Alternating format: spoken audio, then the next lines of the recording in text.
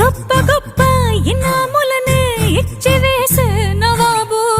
నన్ను మాత్రం చిన్ని చిన్ని ముద్దులడిగే